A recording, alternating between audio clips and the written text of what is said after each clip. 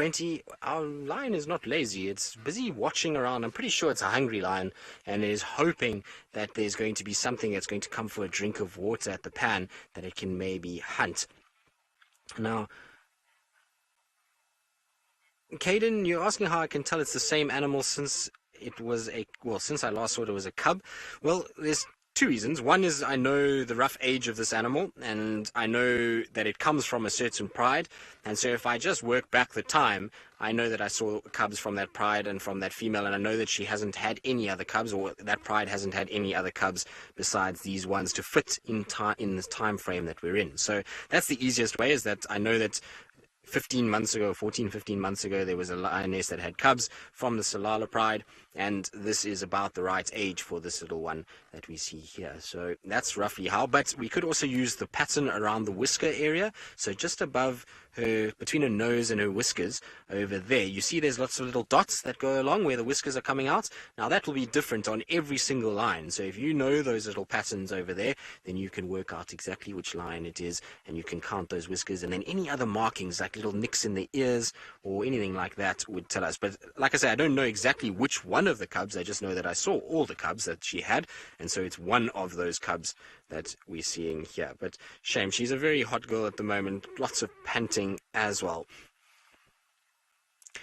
So Kyra, no, this lioness is too young to have cubs. They only normally start having cubs when they reach around 3.5 to 4 years old. That's generally when they start to have cubs. And so this one is still got about 2.5, 3 years to go before it's able to actually have little ones of its own. So it's just lost. It's trying to find its mom and trying to find the pride that it's in.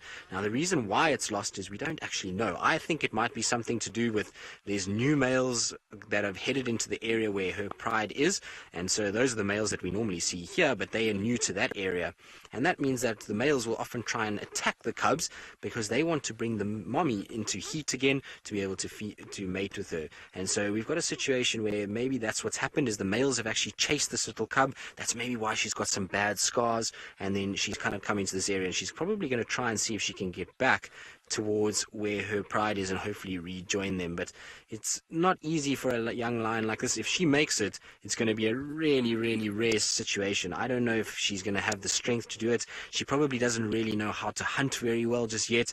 But cats are amazing creatures because they'll do anything they can to stay alive. And so she'll feed off things like frogs, in being International Frog Day. She should hopefully stay away from the frogs, but she'll feed off frogs, a thing called a terrapin, which is like a freshwater turtle, lizards, scrub hares, which is like a little rabbit. So lots of different small things, even birds, to try and just keep her going. And she'll scavenge. So she'll try and find little bits of meat that maybe have been left over by another lion or by hyenas or leopards somewhere around there.